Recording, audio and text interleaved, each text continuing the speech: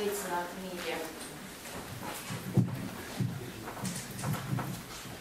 Nebūtu jau tik svarīgi runāt caur mikrofonu, bet ir svarīgi tas, ka mēs ierakstām šo mūsu pasākumu, kas mums ir ļoti, ļoti svarīgs. Svarīgs tiem, kas šodien ir atnākuši, kuri vēl steidz, jo liela sastrēguma pilsētā. Un te neviena vienaldzīgā nav, kurš ir atnācis un daudz palikuši, protams, netiekot, jo darba laiks šis ir. Mēs gribējām šajā laikā, lai mēs visi varētu būt tieši šīs telpās un uzņemt mūsu arī šodienas viesus. Konfūcijs ir teicis, likumība ir normā, principu un noteikumu sistēma, kas regulē cilvēka izturēšanos, rīcību sabiedrībā un attieksmi pret citiem cilvēkiem. Ne jau mēs vien. Sabiedrībā ir ļoti, ļoti daudz cilvēku, kuri aizdomājušies par šo jautājumu. Ja kaut kas nav kārtībā mūsu sabiedrībā. Mēs neesam vienīgie. Ir atsaukušās 44 valstis un ir vienojušies vienotā rīcībā, un līdz ar to ir tapusi tāds dokuments kā doktrīna, un šo doktrīnu jūs varat visi saņemt tur uz galda, viņa ir pieejama jūsu rīcībā, un šodien mēs mēģināsim saprast, kas tad ir un kas tad mums pietrūkst. Mēģināsim latviski iesākt, kā mums pieņemts, ar mūsu svētām lietām. Lūdzu, Pēter.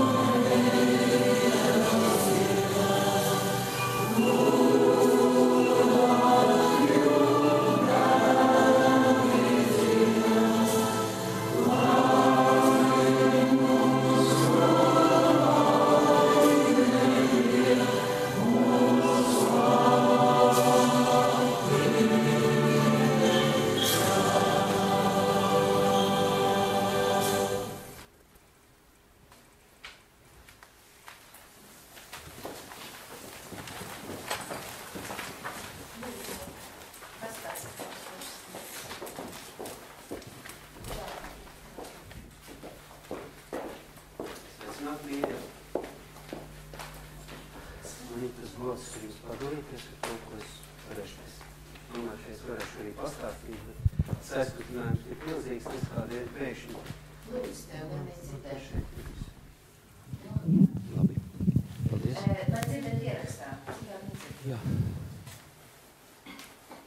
Brīva Latvija jau ir daudz gadus un neskaitāms reizes himni dziedāt. Viņa pirmo reizi tāds kamols saskrēja kaklā, ka knapi. Es pat nemāku apieties ar elementārām lietām. Tāpēc es neko neimprovizēšu, es nolasīšu jums to, kas man ir jānolasa. Ceru, ka jūs man kaut cik dzirdat. Tātad par Latvijas himnu. Dievs svētī Latviju. Dievs svētī Latviju tekstu un mūzikas autors ir Baumaņa Kārlis. Viņš to rakstīja īpaši dziesmu svētkiem, kā vīru koru dziesmu un latviešu himnu, jo Latvijas valsts toreiz vēl nemaz nebija. Dziesma tika pirmatskaņota pirmo vispārējo latviešu dziesmu svētku svinīgajā atklāšanā 1873. gada 26. jūnijā Rīgas Latviešu biedrības zālē. Bet svētku kopkoris tomēr dziesmu nedziedāja, jo to aizliedza cenzūra. Pirmo reizi himna iespiesta 1874. gadā Pēterburgā Baumaņa Kārļa dziesmu krājumā Austra. Dievs svētī Latviju par Latvijas Republikas himnu tika apstiprināta 1920. gada 7. jūnijā Latvijas Satversmes sapulces sēdē. Pēc Latvijas okupācijas un aneksijas PSRS sastāvā no 1940. līdz 90. gadiem to dziedāt bija liegts. –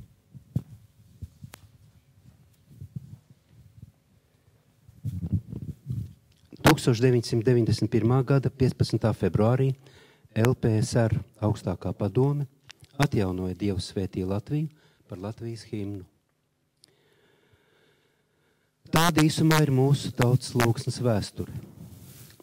Tās ceļš 47 gadu garumā no pirmatskaņojuma līdz oficiālai apstiprināšanai par valsts himnu.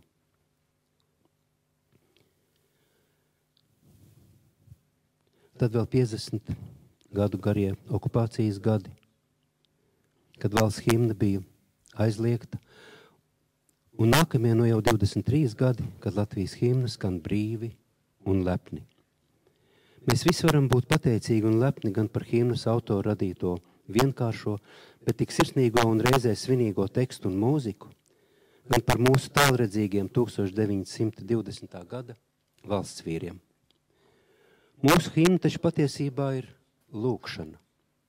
Kamēr Latvija katru jaunu dienu sāks lūdzot Dieva svētību tās zemei, meitām un dēliem, tikmēr mēs varam cerēt, ka Dievs mūs neatstās, ka mūsu lūkšana tiks uzklausīta.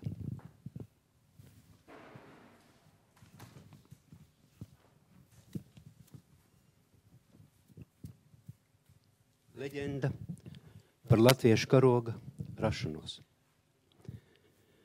Sensenos laikos latvieši cīnījās ar ienācējiem bruņiniekiem par savu brīvību. Kādā kaujā latvieši ieguva ienaidnieka balto karogu, bet arī pašā kaujā ievainoja arī Latviju virsaiti. Latvieši iegūto balto karogu noklājuši zemē un uz tā noguldījuši savu varonīgo virsaiti. Tas sasaucis ap sevi visus karotājus un teicis, ka ja arī viņš miršot, lai karotāji apsolās cīnīties tikmēr, kamēr ienaidnieks būs padzīts un dzimtene un dzimtā zeme brīva. Visi to arī apsolījuši, tad virsaitis nomirs, bet kad viņu nocēluši no karoga, tad tas bijis gluži sarkans, palikusi tikai balta vieta, kur atradās virsaiša ķermenis. Par savu virsaiša nāvi noskumušie un sadusmotie latvieši piestiprinājuši asinīm notraipīto karogu pie šķēpa, gājuši cīņā un padzinuši ienaidnieku. Tas arī esot bijis latviešu karogs. Tātad svarīgi fakti par Latvijas karogu. Latvijas karoga pamatā ir seno cēsinieku 13. gadsimta kara karogs. Par to vēsta atskaņu kronika. Mākslinieks Ancis Cīrulis darināja vairākus karoga metus, kur vienā no tiem ietverta ideja par likteņu upi Daugavu, To simbolizē šaurā baltā svītra, kuras krastos 2 gadus stāvēja fronte un lietas asinis. Tas ir sāpju kliedziens par izpostīto, mirstošo Latviju, ko tikpat spilgti dzejā pauda arī Rainis. 1918. gada 18. novembrī zem sarkanbalta-sarkanā karoga notika Latvijas Republikas proklamēšana. Latvijas brīvības cīņās, kas aizsākās jau 1918. gadā un noslēdzās ar uzvaru 20. gadā, sarkanbalta-sarkanais karogs pārliecinoši kļuva par Latvijas simbolu. Šajā laikā tas kopā ar tautu piedzīvoja visdažādākos uzvaras mirkļus, kad tam izrādīja vislielāko godu, un tas kļuva par izcīnītās neatkarības sastāvdaļu. Līdz 1940. gadam sarkanbalta-sarkanais karogs bija Latvijas oficiālais karogs. Tāpat kā himna, tas bija aizliegts visus 50 gadus pēc Latvijas okupācijas un aneksijas PSRS sastāvā. 1988. gada 28. septembrī tika pieņemts dekrēts par latviešu tautas kultūru vēsturisko simboliku, un to apstiprināja augstākās padomes sesija. Atdzimstot neatkarīgai Latvijai, valsts karoga status tika atjaunots 1990. gada 27. februārī. Un vēl es atļaušos nolasīt vienu 1,5 minūtes garumā tādu vienu slēju no raksta, kas man bija liecības ietvaros jāsniedz tiesai. Viņš ir tiešā saiknē ar dzirdēto, manuprāt. Tātad pasaulē nav neviena likuma, kas aizsargātu, piemēram, vardīti vai skudru, bet labs cilvēks nevienu ne otru nekad nesamīs. Un bija patīkami vērot, kā mani bērni pieliecas un no taciņas aiznes un drošā vietā noliek mazas neaizsargātas radībiņas. Svešvārds imprintings latviski apmēram varētu nozīmēt iegaumēšanu īsā laika periodā uz visu atlikušo mūžu. Ornitologu pētījumi rāda, ka mežā atrast un no ligzdas izkritus zīlītes mazuli, ieliekot mājās kanāriju putniņu pulciņā, šī zīlīte izaugot dziedās kā kanāriju putniņš. Tātad, tēva izstāstīšana dēlam par Latviju, tās karogu un himnu, ļaus dēlam izaugot cienīt un godāt savu dzimteni. Tādam dēlam Latvija vienmēr būs svēta. Manuprāt, stiprāko un pilnvērtīgāko patriotismu un arī kultūras lādiņu bērns pirmkārt saņem savā ģimenē. To labi apzinoties un būdams ne tikai tēvs, bet arī mākslinieks, es visu mūžu saviem bērniem tieši un netieši stingri un arī tēlaini esmu mēģinājis iepludināt viņu sirdīs savu izvēlēto pamatvērtību, dažādus postulātus, no kuriem kā viens no svarīgākajiem atspoguļojas Bībeles tekstā. Neliedzies labu darīt tik vienam, kam tas nepieciešams, jo tavai rokai Dievs piešķīris visu, lai tu to darītu. Nesaki savam tuvākam, ej un nāc, rīt es tev došu, jo tev taču ir dot, ko tūlīt. Es paniski baidījos, ka mani bērni varētu izaugt par tādiem, kas vecus neciena un jaunus nesaudzē. Tā kā Bībele tiešām ir grāmatu grāmata, tad nav nekāds brīnums, ka imprintings īsi aprakstīts jau sen šajā patiesības spēļu krātuvē, un tas skan pārsteidzoši vienkārši. Māci savam bērnam viņa ceļu, no tā viņš neatstāsies arī vecs būdams. Paldies. Lielas paldies, Nik. Niks bija cienīgs runāt par šīm svētām lietām, jo viņš kā mākslinieks, kā tēvs, kā sabiedriskas darbinieks, bija pirmais, kurš iestājās, viens no pirmajiem, kuri iestājās kustībā. Aci nepamiršanā es varētu teikt, viņš teica, jā, es esmu par. Viņš dzīvē ir piedzīvojis ļoti daudz netaisnības. Viņš klusu sevī to ir piedevis, sapratis, un viņam bija tiesības par to teikt šos vārdus. Pilnīgai likumībai ir 5 sastāvdaļas – nopietnība, dvēseles dāsnums, patiesīgums, centība un labsirdība. To es esmu jutusi ik mirkli Nikam Ērglim, aktierim, producentam, teātra direktoram. Ingūna, nāc šeit, ieskatīsimies mūsu Latvijas tikumā, kas cauri mūsu visai Latviju ģenētikai ir cauri austa. Lūdzu, Ingūna. Jā, pirms mēs ieskatīsimies Latviju tikumā, es gribētu pastāstīt, Niks tik brīnišķīgi pastāstīja par mūsu svētajiem simboliem, himnu un karogu, un es gribētu pastāstīt par likumības, kustības par likumības simbolu, karogu, zilo lentīti. Un tad karogā ir 2 krāsas, balta un gaiši zila, un brīnišķīgais zieds lilija.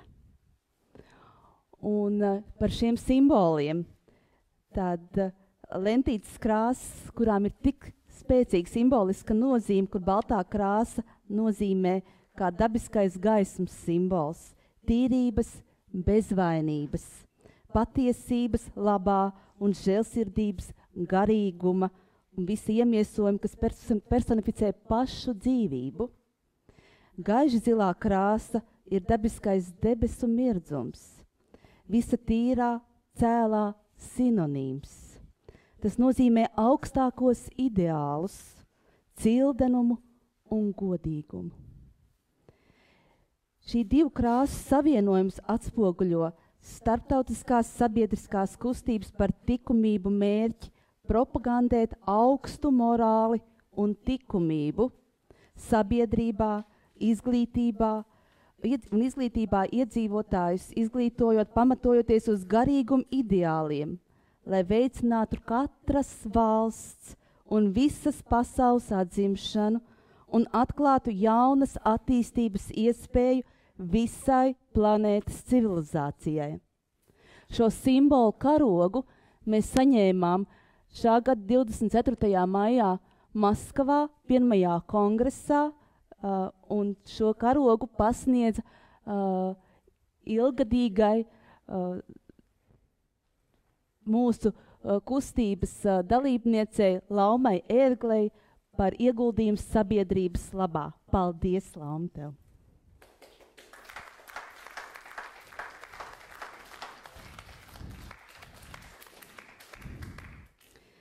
Lilija, šis brīnišķīgais zieds, ir daudzu likumu simbols, un dažādu valstu kultūrā lilija simbolizē tīrību un šķīstību,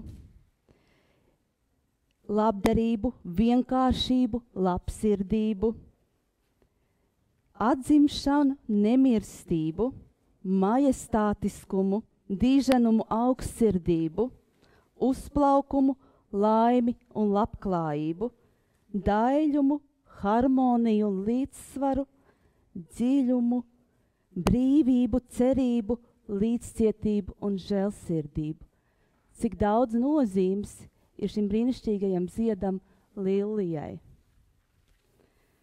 Dievs tautu dzīvē ir augstākā labuma ideāls un likumības mērogs. Un kāds tautai šķiet Dievs, tādi tautai ir viņas likumi un kultūra.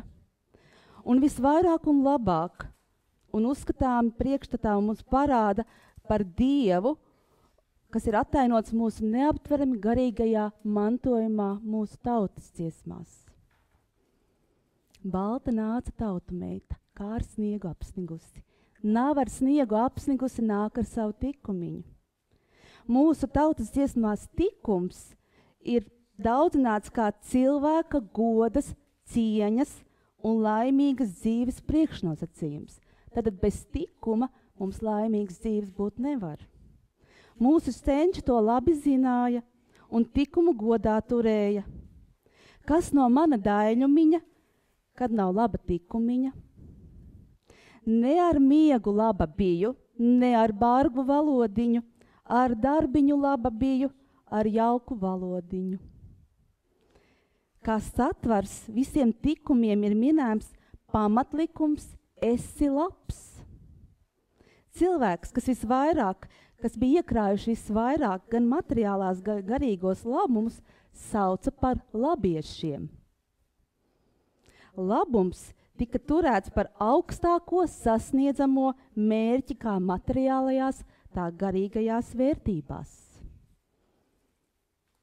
Un pirmais tikums – gudrība. Ir pats pirmais tikums, jo negudrā prātā visi labie tikumi un padomi to pačgāni, un tie var pārvērsties netikumos. Bez gudrības paliktu nesaprasti un nepiepildīti visi pārējie labie tikumi. Tādēļ gudrība jāuzlūko par pašu pirmo tikumu. Un gudrība ir labumu un vērtību atziņa, un tā ir mērķu un nolūku izpratne. Un visu likumiskā dzīvošana ir cenšanās labo un vērtīgo iegūt, bet slikto un nevērtīgo atmest. Lēni, lēni bērziņš auga, lēni lapas darināja, lēni auga pie māmiņas, gudru ņēma padomiņu. Tikai gudrība noteica cilvēka pareizi izturēšanos pret sevi, citiem cilvēkiem un Dievu. Nākamais tikums – darbīgums. Ir tikums, ko vienmēr Latviju tauta varējusi lepoties. Neba maize pati nāca bagātā sētiņā. Nav saulīte uzlēkusi, jau sirmīs nosvīduši. Darba tikums bija miegu negulēt, bet darbiņu padarīt. Tā arājas ara tīrumā jau pirms saules slēgta, bet meitas darināja pūru skalu gaismā. Un meitu tikums bija pilnu pūru pielocīt un godam nest vainadziņu. Tēvsmāmiņa bēdājās, kā es vilgi vainagā. Nebēdā, tēvsmāmiņa, es jums kaunu nedarīšu, es nekāšu šūpulīt vainadziņu nesādam. Daļuma centiens ir tikums. Tauta ticēja, ka netīrā un nemazgātā mājā Dievs neiegriežoties. Reti kāda cita tauta centusies tik neatlaidīgi sasniegt daļumu savā dzīvē kā latvieši. Daļš darbs, daļa valoda, daļa dziesma ir bijuši augsti turētas vērtības. Daļa sēt ārājam, paša kalna galiņā, visapkārt liepu koki, vidū zied ābelītes. Tikums esi līksms. Spodra saulīt iglēgdama, jo spodrāka rietēdama. Līksma māsiņa ieaugdama, jo līksmāka dzīvodama. Dainās pats Dievs ir tēlots kā līksmības un prieka aizbildnis, un tas ir tikums, kas liek pārspēt bēdas un nelaimes. No bēdām ir jāatraisās, jo tās ir netikumīgas, tādēļ, ka tās sagrauž cilvēku. Tikums esi mīļš. Bāleliņi, bāleliņi, kā tie sila balodīši, ļaudīm lieli brīnumiņi, ka mēs mīļi dzīvojam. Un visas reliģijas ir turējuši mīlestību par pašu pirmo tikumu, kam jākārto ļaužu sadzīve. Un latviešu mīlestību ir atzinuši vispirms savējo vidū, ģimene un radi ir bijuši tuvākais loks šim tikumam. Aiz ģimenes un radiem, kā zināms, sākās tauta un cilvēce. Naids reti, kad turēts par mīlestības pretstatu, jo ģimenē un savējo vidū it nemaz nevarēja tāds būt. esi saderīgs. Saderības tikumi parasti ir jākārto attiecībās ar svešākiem ļaudīm un citām tautām. Saderībai ir jāsarga ļaudis no naidīgām cīņām, un sabiedrībai ir jāveicina savstarpēja piekāpība un atsacīšanās no pašlabuma vispārības labā. Tikums esi devīgs. Dod dieviņi kalnā kāpt, ne no kalna leņā, dod dieviņi otram dot, ne no otra mīļi lūgt. Mēs varam otram atdot ne tik vien kā mantu, bet arī savas zināšanas un spēku. Un augstākais devējs ir pats Dievs. Un ir, kas izsaka šo pārunu, dots devējam atdodas. Tikums esi taisnīgs. Ej bāliņ taisnu ceļu, runā taisnu valodiņu, tad Dievs palīdzēs taisnu ceļu nostaigāt. Taisnība un taisnīgums pamatojās prasībā, lai katrs darītu tā, kā vajag, lai ik viens dabūtu to, kas viņam pienākas, lai viens otram nedarītu pāru, un latvietis grib dzīvot kā līdzīgs līdzīgos. Un šī vienlīdzību negrib liekt arī svešiniekiem. Esi dievbijīgs. Dievbijīgu cilvēku spilgti atšķir no dzīvniekiem. Dievišķos likumus neturot, sariebjot dievam un ļaudīm, ļaunums un pārstības, ko nodara citiem, pa lielākai daļai atmaksājas, jau dzīvojot šai saulē. Vienīgi dievbijība var darīt cilvēku dievišķu un laimīgu šajā dzīvē un viņā dzīvē. Latvieši dievestībā Dievs ir augstākais padoms, doma, visulaidējs, devējs, sargs, glābējs, aizbildnis, atspaids, audzinātājs, padomnieks, veselības avots, tiesātājs, kauninātājs. Dievs ir viss un visur, un lielāko abrīnu cilvēkos izsauc Dieva gudrība radīt likumus, kas nosaka kārtību par debesu spīdekļu gaitu, gan laika apstākļiem un gada laiku maiņu virs zemes, gan sociālajās un ētiskajās attiecībās ļaužu dzīvē. Vij dieviņi zelta viju, visapkārt jūras malu, lai nenāca sveša salna šai zemē ziedu raut. Saskaņā ar senlatviešu pārliecību Dievs aizvien bija un to varēja nojaust darbā, ģimenes godos, tautas svētkos, vai arī sirsnīgi lūdzot pēc tā padoma. Viņš uzskatīja, ka Dievs prieks piepilda dvēseli un kā ar Dievu var sazināties bez bailēm un mulsuma, un to uzskatīja kā augstu, cienītu, sirsnīgu dievišķu draugu. Latvietim Dievs bija draugs. Dieviņš bija, Dieviņš palika, Dievam gudrs padomiņš. Dievs kokam lapats deva, Dievs vārpiņas tīrumā. Dievam pieder visu padomu padoms, kas māca, un mūsu prātam tas nav līdz galam izdibināms. Ja apkopojam minētos tikumus un priekšstats, tad redzam, ka seno latviešu priekšstati par tikumu, jeb Dieva likumu pēc būtības ir bijuši tādi paši kā visās pasaules reliģijās. Vēl vairāk latvietim ticība Dievam bija pati par sevi saprotama. Un dainās par ticību, tā kā mēdz to redzam citur, vispār runāts netiek. Tikums ir likums, un kas to ignorē, piedzīvo kaunu. Tad tikums ir likums latvietim, un kas to nezina, tas piedzīvo kaunu. Modernajā sabiedrībā Cilvēkiem ir milzīgi sasniegumi materiālajā zinātnē un tehnoloģijās.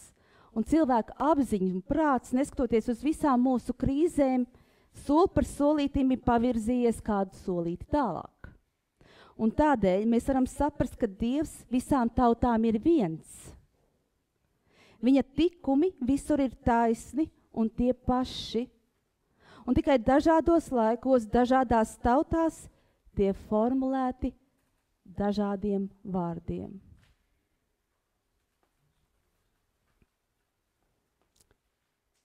Kas var glābt pasauli?